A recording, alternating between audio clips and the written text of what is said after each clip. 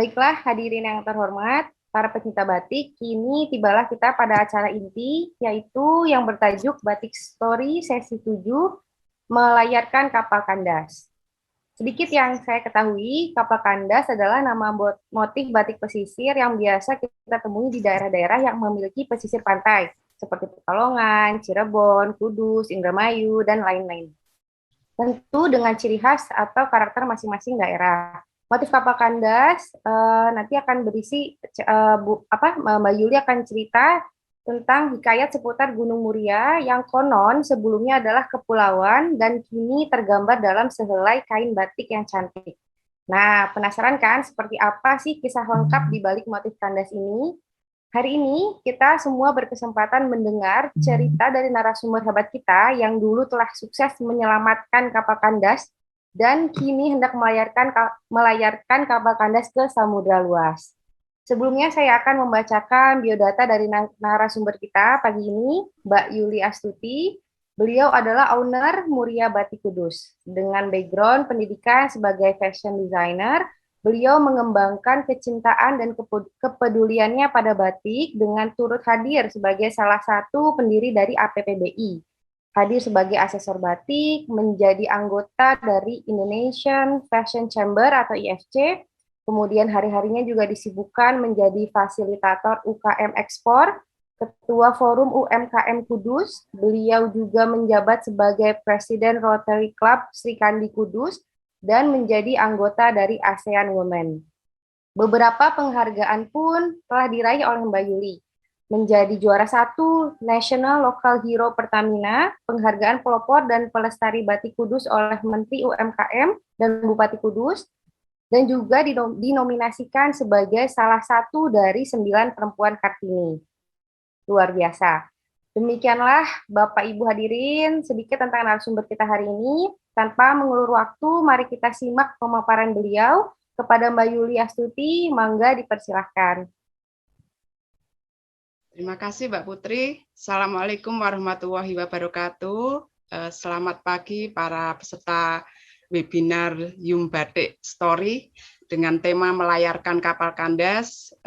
Selamat pagi juga para pendiri APBI, Pak Ketum, Pak Dr. Komarudin, dan juga Bu Indra Cahyani yang juga sudah pakai background batik kapal kandas motif Kudus karena pernah berkunjung di Kudus, dan juga Profesor Rahadi Ramelan dan Bu Tumbuh.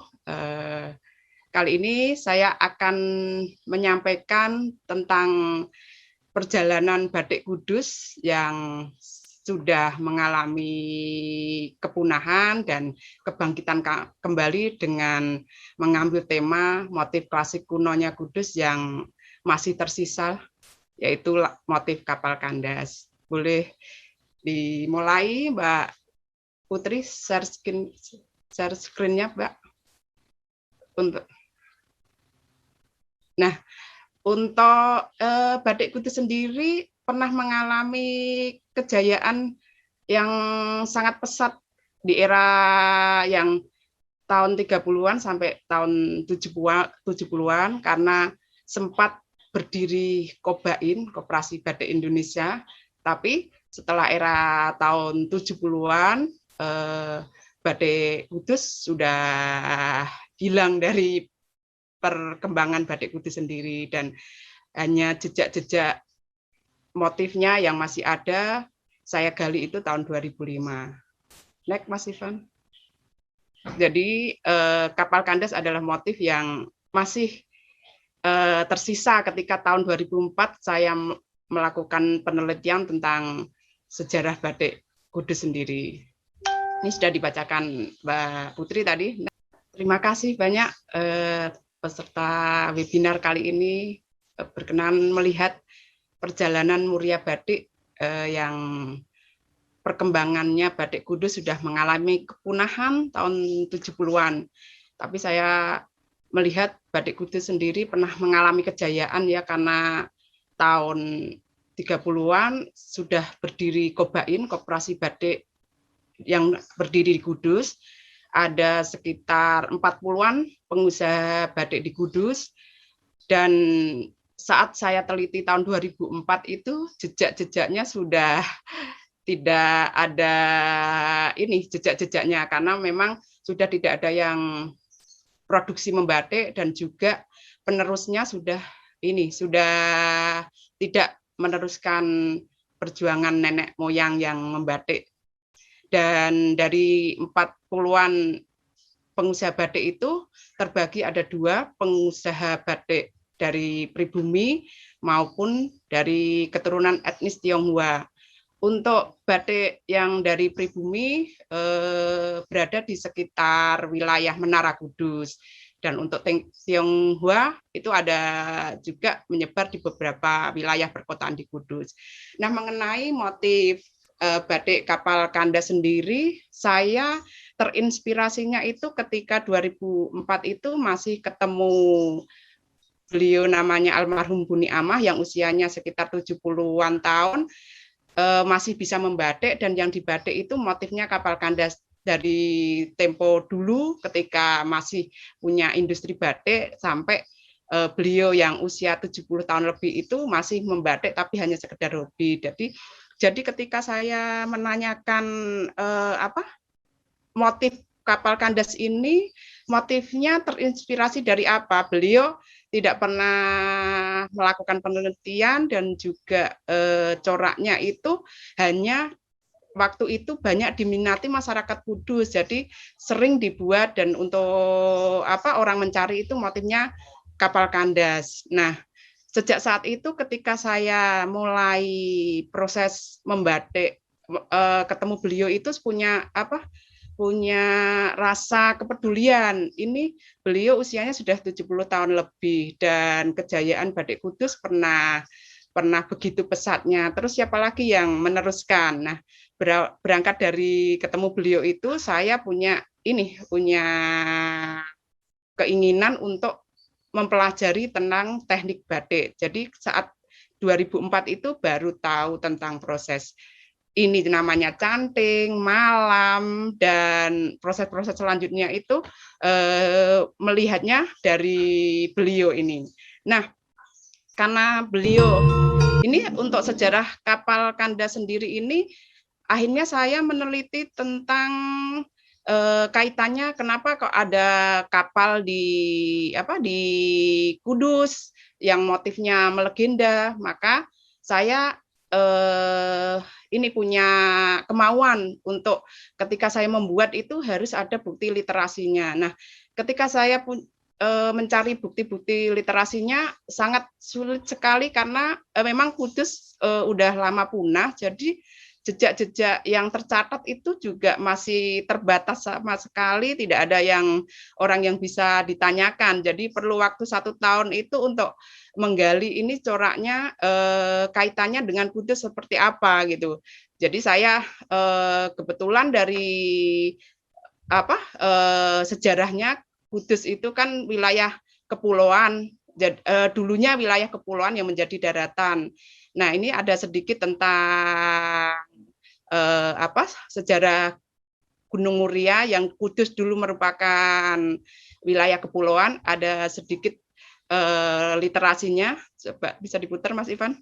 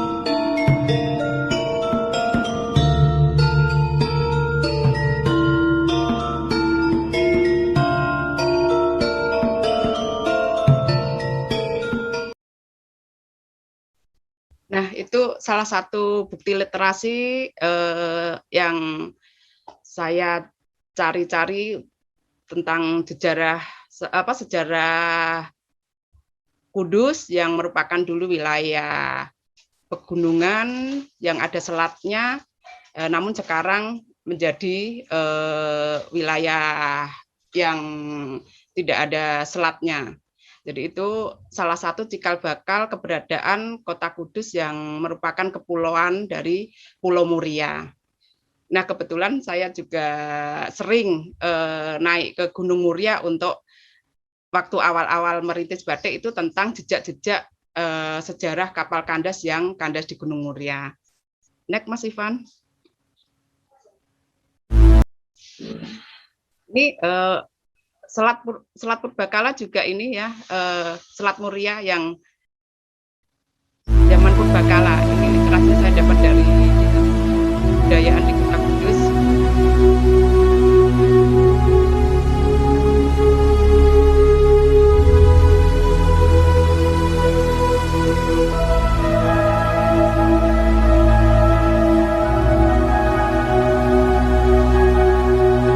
Ini menggambarkan Gunung Muria yang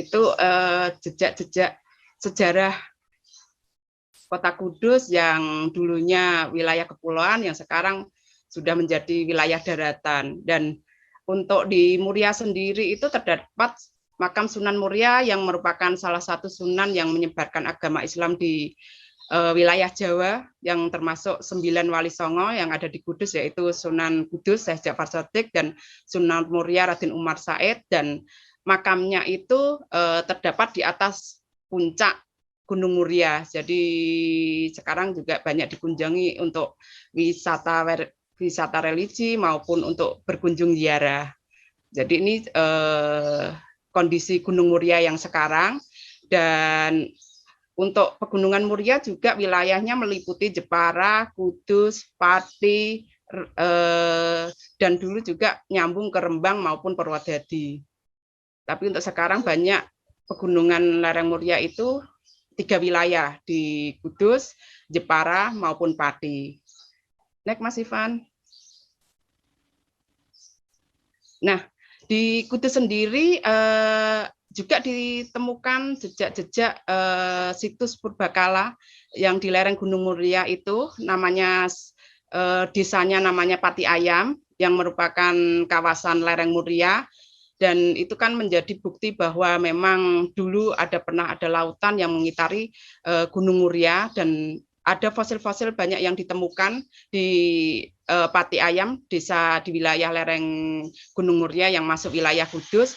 Ada fosil gajah purba yang itu penemuannya sangat besar sekali, dan banyak warga sekarang itu mencangkul ataupun berladang itu sering menemukan fosil-fosil. Dan sekarang juga dimuseumkan di Museum Pati Ayam. Nah, itu salah satu penelitian saya untuk ketika memulai menggali tentang motif kapal kandas. Salah satunya adalah keberadaan Desa Pati Ayam yang muatan tanah atau ininya mengandung fosil-fosil dari lautan. Dan kapal kandas sendiri merupakan yang motif yang masih tersisa di Kudus ketika saya meneliti. Dan salah satu bukti yang untuk saya teliti ya salah satunya situs-situs yang berada di Pati Ayam dan juga yang di puncak Gunung Muria. Next, Mas Ivan. Nah, ini lereng yang di samping Gunung Muria, Pati Ayam. Dulunya sih banyak tanaman hutannya, tapi ini agak tandus dan mulai dikembangkan lagi. Nah, ini yang merupakan bentuk perbukitan kecil yang dulu merupakan letusan dari Gunung Muria dan membentuk banyak kubah-kubah yang di sini ini banyak ditemukan situs-situs ditemukan bebatuan yang fosil-fosil kuno yang ada kayak kerang, terus gading pati ayam, gading gajah juga banyak ditemukan sini dan panjangnya juga sangat sangat panjang sekali, ada yang mencapai 10 meteran. Next. Nah, ketika saya menggali motif kapal kandas, motif ini kan ketika ketemu yang pembuatnya batik tidak bisa menjelaskan bahwa ini bersumber dari kapal apa yang ketika dibikinnya, tapi karena memang adanya turun temurun, jadi belum ada yang meneliti tentang keberadaan jejak kapal kandas di Kudus. Jadi saya coba meneliti ke atas Gunung Muria, ketemu juru kuncinya, dan juga saya naik di atas Argo Jembangan itu yang puncak tertinggi di Gunung Muria, perjalanannya dari bawah sampai ke atas tuh memakan 5-6 jam, itu belum ada jalannya, dan di situ ada beberapa penemuan-penemuan tanaman-tanaman rempah-rempah dan juga jejak-jejak itu keramik-keramik Cina yang di atas Gunung Muria. Jadi ketika saya, karena memang folklore tidak tercatat di sejarah batik Kudus, belum begitu banyak literasinya, saya coba sama sesepuh yang tinggal di hutan di Gunung Muria itu, naik ke gunung itu mencoba yang diyakini beliau itu jejak kapal Dampo Awang. Dan kalau folklore dari sejarah turun temurun yang diyakini itu ketika dulu itu Sunan Muria itu terjadi perdebatan dengan Sampokong. Dampo Awang itu menurut Sampokong gunung yang dilewati adalah merupakan lautan, tetapi Sunan Muria meyakini itu adalah gunung, sampai akhirnya kapal Dampo Awang kandas di Gunung Muria. Tapi ini jejak-jejak ininya penelitiannya belum begitu banyak, jadi saya meyakini karena folklore itu turun-temurun ceritanya dan bersumber dari tokoh-tokoh yang dituakan, saya coba menerjemahkannya waktu awal membuat batik, bahwa kapal kandas itu kandasnya mungkin dulu di Selat Muria ya, tapi karena Muria itu meliputi Jepara, Kudus, Rembang, tapi banyak orang menyebut Muria itu kan di Gunung Muria itu di Kudus, jadi lebih terkenalnya kandasnya di Gunung Muria itu di Kudus. Nah, kapal tersebut itu membawa rempah-rempah banyak sekali, yang tanaman obat-obatan yang tumbuh subur di Gunung Muria, tanaman obat-obatan yang rempah-rempah maupun ini banyak sekali tumbuh di Gunung Muria. Dan yang awal mula saya banyak teliti juga tentang folklore yang buah parijoto yang tumbuh subur di Gunung Muria, karena memang ada histori, karena banyak dicari masyarakat sampai sekarang itu, kalau ibu hamil makan buah parijoto itu anaknya bagus rupawan. Next. Nah, tentang perjalanan sejarah Muria Batik tadi sedikit dari video sudah saya buat tentang bagaimana mencari jejak-jejak batik, terutama waktu awal yang saya gali itu tentang kapal kandas, karena memang dari beliau almarhum Buni Ama itu saya mengenal batik dengan motif kapal kandas. Maka saya awal membuatnya itu membuat motif kapal kandas.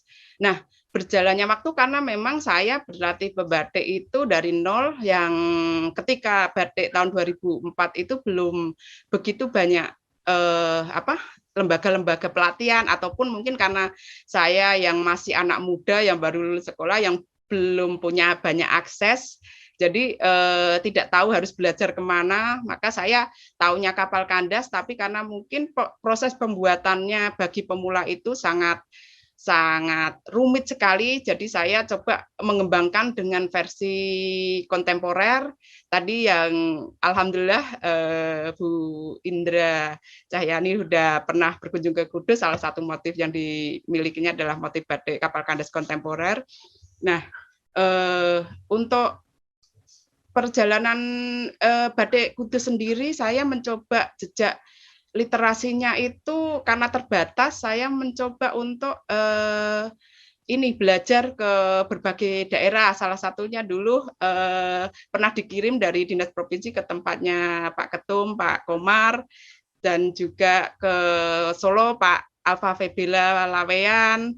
Dan dari situ kenal Pak Alfa Febela juga saya akhirnya banyak diskusi karena beliau juga salah satu yang membantu untuk proses stilasi-stilasi motif kapal kandas. Jadi saya harus belajar proses membatik itu dari perjalanannya dari Kudus ke Jogja ke Solo itu naik motor, walaupun kadang kehujanan, mogok di hutan, tapi ini tujuannya memang untuk belajar dengan mengembangkan motif kapal kandas dan bisa saya buat untuk yang bagi pemula, karena memang motif yang masih saya punya koleksi dari Eyang juga itu, kalau saya repro saat itu saya baru mulai belajar juga sangat susah sekali. Jadi perjalanannya saya harus memulai proses membatik dari dasar dulu, akhirnya berkembang untuk saat ini sudah merepro batik kapal kandas yang klasik kunonya. Next. Nah, ini motif kapal kandas yang sudah saya repro. Ini sudah saya repro. Kalau aslinya juga seperti ini, cuma lebih warnanya soft. Ini hanya simbol-simbol karena yang dulu saya tanya untuk kapal kandas yang ada peninggalan dari Eyang juga itu motifnya seperti ini.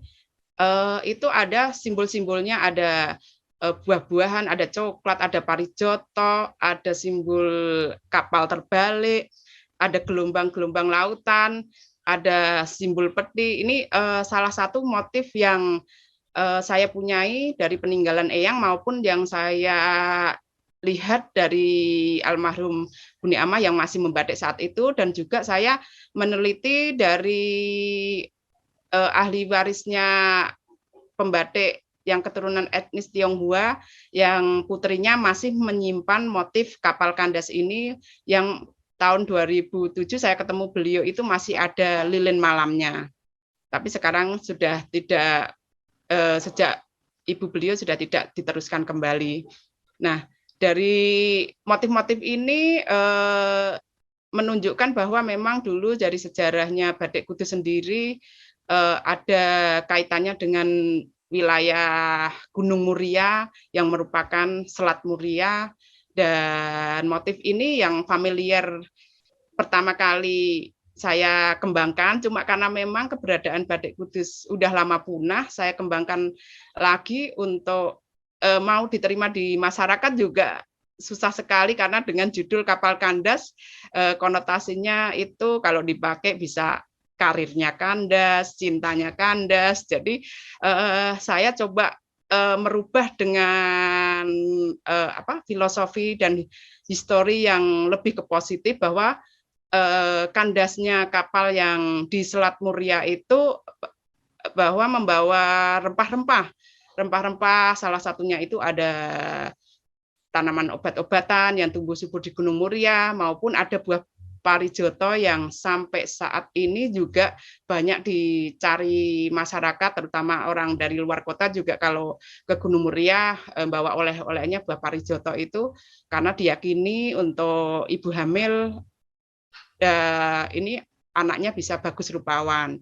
Nah, dari jejak yang kapal kandas ini saya buat motif versi ada kontemporernya maupun motif klasiknya, dan ada pecahan-pecahannya juga saya buat motif yang rempah-rempah itu, salah satunya ada juga buah parijoto.